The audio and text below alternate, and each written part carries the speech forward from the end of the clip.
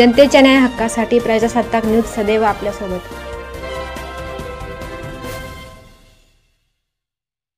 लोक जेव्हा बघायला लागतात तेव्हा तेच वाट बघते की बाबा आता तिसरा पर्याय आला आणि जो हवा होता तो पर्याय आला तर चिन्ह काय लोक शोधून घेते. आणि राहिला प्रश्न की जास्तीत जास्त लोकांपर्यंत कसं पोहोचावं, तर अगदी प्लॅन रेकॉर्डने आम्ही जे करत आहोत. सोशल मीडियाची चांगली टीम त्याच्यामध्ये काम करणार आहे. आपण सगळे पत्रकार बांधव मला त्याच्यामध्ये सहकार्य करणार आहात. त्यामुळे चिन्ह पोहोचवायला कठीण होईल असं मला वाटत नाही.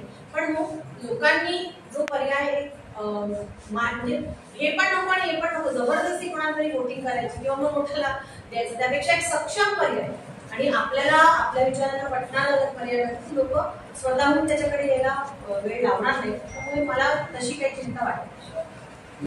मी खरंच सांगते, म्हणजे जेव्हा मी साहेबांना राजीनाम्याचा पत्र दिला तेव्हा साहेबांनी स्पष्ट सांगितले कशा तो करू.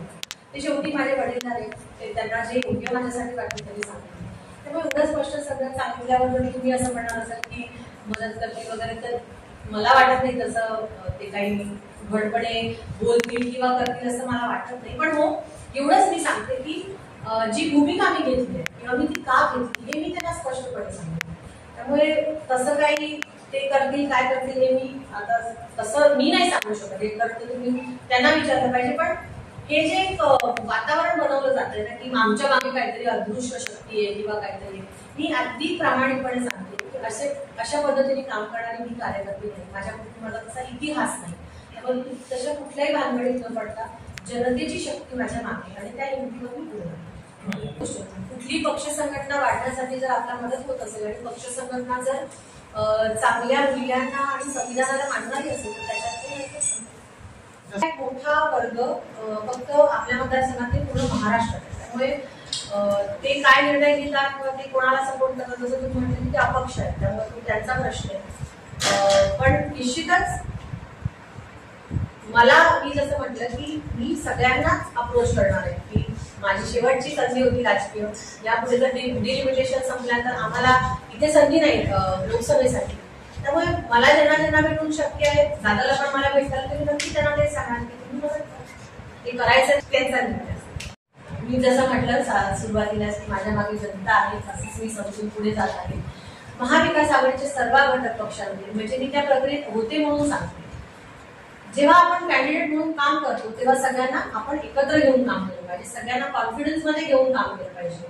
निवडणूक सुरू व्हायच्या आधीच जर वागचौरे साहेब 10 ठिकाणी फिरताना हे म्हणतात की काँग्रेसचं अस्तित्वच नाही मतदारसंघात, अशी स्टेटमेंट आहे त्यांची, तुम्ही पत्रकारांनीच बघितलं असेल, छापलेलं असेल, तर मग त्या पक्षाच्या लोकांनी तुमच्यावर कसं काम करायचं हा पहिला होता. तुम्ही जेव्हा त्या पक्षामध्ये किंवा त्या आघाडीमध्ये एवढ्या सगळ्या पक्षांच्या सोबत काम करत असाल तर तुम्ही सगळ्यांना कॉन्फिडन्स मध्ये घेतलं पाहिजे. आणि सगळ्यांना तर सोडा, तुम्ही स्वतःच्या पक्षाच्या लोकांना कॉन्फिडन्स मध्ये घेतलं पाहिजे असं मला वाटतं. त्यांच्या मिटिंगमध्ये काय होतंय, चप्पल फेक होते, गाडीवर होते, तुम्ही स्वतः पत्रकार दाखवते.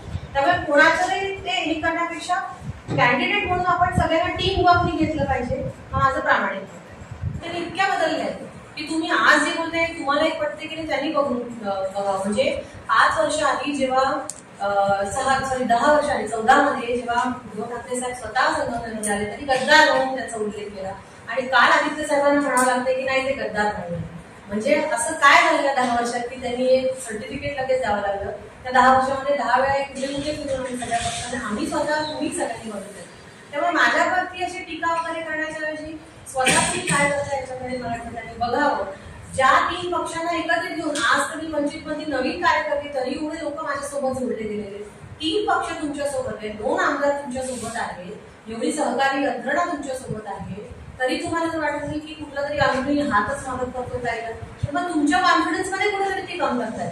आणि मी जो निर्णय घेतला तो मी एका रात्रीतून घेतलेला नाही. मी वारंवार सांगत होते महाविकास आघाडीला की हा तुमचा कॅन्डिडेट चुकलेला आहे, हा निर्णय चुकलेला आहे, तुम्ही मागे घ्या तुमच्याकडे. ते घेतलं नाही, त्याच्यामुळे मला हा पर्याय करावा लागलेला आणि मला तो पर्याय योग्य वाटला. मी कन्व्हिन्स आहे मी बरोबर निर्णय घेतला. भाऊसाहेब वागचौरे साहेबांना कुठेतरी आत्मपरीक्षण करायची गरज आहे असं मला वाटतं. घटकासाठी म्हणजे ओबीसी असो, एससी असो, मराठा समाज असो, एनटी असो, एनटी सगळ्यांसाठी ऍटलिस्ट उल्लेख केला गेलाय आणि त्यातल्या त्यात खूप क्रांतिकारी गोष्ट आहे. कारण ते जर झालं नाही तर आपण सगळं सर्वसमावेशक आहोत हे म्हणण्याचा अधिकार त्याला राहत नाही. तो पहिला मुद्दा जाहीरनाम्याबद्दलचा. दुसरा जो विषय आहे तो म्हणजे वारंवार असं म्हटलं जातं की उमेदवारी जाहीर करताना बाजूला जात लिहितात, पण आज महाराष्ट्राचं का देशाचं राजकारण बघा, जातीशिवाय कुठली निवडणूक होते किंवा जातीच्या समीकरणाशिवाय कुठली निवडणूक पार पडते एवढाच फरक आहे. बाकी पक्ष छुपा करतायत आणि प्रकाश आंबेडकर स्वतः जात लिहून सांगतात की हो बाबा आम्ही या जातीचा उमेदवार नाही. त्यामुळे कुठेतरी जे ते बोलत आहेत किंवा विचार करतायत ते त्यांच्या ऍक्शन्स मध्ये दिसतंय आणि तेच मला जाहीरनाम्यामध्ये दिसलेलं आहे. जर सत्ता आली तर त्या गोष्टी जर झाल्या तर हे सगळे समाज घटक त्याच्या समावेशक एक जाहीरनामा आहे असं मला वाटतं. म्हणजे 3 पिढ्यांचा काँग्रेसचा इतिहास आहे. एखाद्याला पाडण्यासाठी किंवा एखाद्याची मतं खाण्यासाठी मी एवढा निर्णय घेईल का हा प्रश्न सुज्ञ नागरिकांनी स्वतःच करावा. म्हणजे जर मला त्याच्यामध्ये काहीतरी पॉझिटिव्ह दिसत असेल तर मी हा निर्णय घेईन, पहिली गोष्ट. दुसरी गोष्ट म्हणजे एखादी निवडणूक तुम्ही जेव्हा लढता तेव्हा कोण माणूस हारण्यासाठी निवडणूक लढतो. ह्या निवडणुकीमध्ये आम्ही कॉन्फिडेंटली जिंकण्यासाठी उतरलेलो आहोत. त्यामुळे तो प्रश्न येत नाही की हा पडतो का तो पडतो. मी जिंकणार आहे या कॉन्फिडन्सनी मी त्याच्यामध्ये उतरलेलो आहे. आणि बी टीम वगैरे या गोष्टी आता ना खूप जुन्या झाल्या. आता नवीन काहीतरी विरोधकांनी शोधून घ्यावं, कोण कोणाची बी टीम आहे. आता विरोधकांनी खरंच मला वाटतं स्वतःही विचार करावा. ज्या वंचित बहुजन आघाडीच्या सगळ्या नेत्यांनी 7 ठिकाणी काँग्रेसला बिनशर्त पाठिंबा दिलाय, तो पाठिंबा काँग्रेसने अजून दाखवलाय का? म्हटले तर नका देऊ, नाही दिला. सुप्रियाताई सुळे बारामतीचं इलेक्शन हे बीजेपीनी नॅशनल अजेंडा बनवलाय. आज बीजेपीचा प्रत्येक मंत्री त्या मतदारसंघात तिथे जर वंचित बहुजन आघाडी सुप्रियाताईंना पाठिंबा देत असेल तर तुम्ही कुठल्या तोंडाने याला भाजपची बी टीम म्हणतात. त्यामुळे आता हे पुराणे फॉर्म्युले झाले, काहीतरी नवीन शोधा ज्यांनी पब्लिक पण थोडी इम्प्रेस होईल. इतक्या वर्षांमध्ये अनेक मुद्दे समोर येत आहेत. म्हणजे प्रामुख्याने शेती प्रधान असलेल्या या मतदारसंघामध्ये पाण्याचा प्रश्न तर आहेतच, पाण्याचा प्रश्न आहे, शेतकऱ्यांचे प्रश्न मोठ्या प्रमाणात आहेत. म्हणजे जे धान्य पिकते किंवा काढण्यासारखे प्रोडक्ट आहेत त्याच्यासाठी स्टोरेजचा एक फॅसिलिटी पाहिजे. आम्ही परवा ऐकलं की कोल्ड स्टोरेज बनवलंय, हे बनवलंय, पण जेव्हा आम्ही तालुक्याच्या ठिकाणी फिरतो तेव्हा आम्हाला कुठली तशी कल्पना दिसते. त्यामुळे प्राधान्याने ह्या काही गोष्टी करणं गरजेच्या आहेत. त्याचबरोबर शैक्षणिक काही गोष्टी आहेत ज्याच्यामध्ये आपण काम करू शकतो. म्हणजे आपल्याकडे नक्कीच शाळांची सिस्टम आहे किंवा जिल्हा परिषदच्या शाळेत, पण ते कसं अजून अधिक चांगल्या होऊ शकतील. सो मोठे मोठे मुद्दे जे आहेत त्याच्यावरती नक्कीच काम करायची गरज आहे.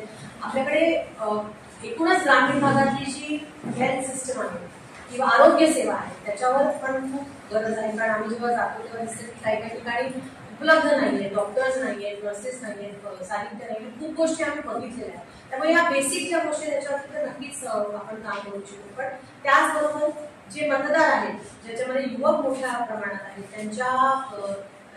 त्यांच्या शिक्षणासाठी त्यांना नवीन काही नोकरी संधी उपलब्ध होण्यासाठी काय अजून आपल्याला करते. महिलाला 50% आहेत, 50% म्हणजे 16.5 लाख जर म्हटलं तर तेवढ्या निम्म्या महिला. त्या महिलांच्या संरक्षणापासून त्यांना 2 पैसे कमवण्यासाठी काय आपण यंत्रणा करू शकतो, असे काही प्रयत्न आपण निश्चितच या पुढच्या काळामध्ये करू शकतो. आणि माझ्या डोक्यात एक विचार आहे की जेव्हा मी या सगळ्या लढाईत उतरेन तेव्हा एक ब्लू प्रिंट किंवा एक डॉक्युमेंट माझं काय विजन या पूर्ण मतदारसंघाचं ते घेऊन. आपल्या परिसरातील ताज्या घडामोडी पाहण्यासाठी आजच प्रजासत्ताक न्यूज 24ला सबस्क्राईब करा आणि रहा अपडेट. तसेच लाईक अँड शेअर करायला विसरू नका. प्रजासत्ताक न्यूज सदैव आपल्यासोबत.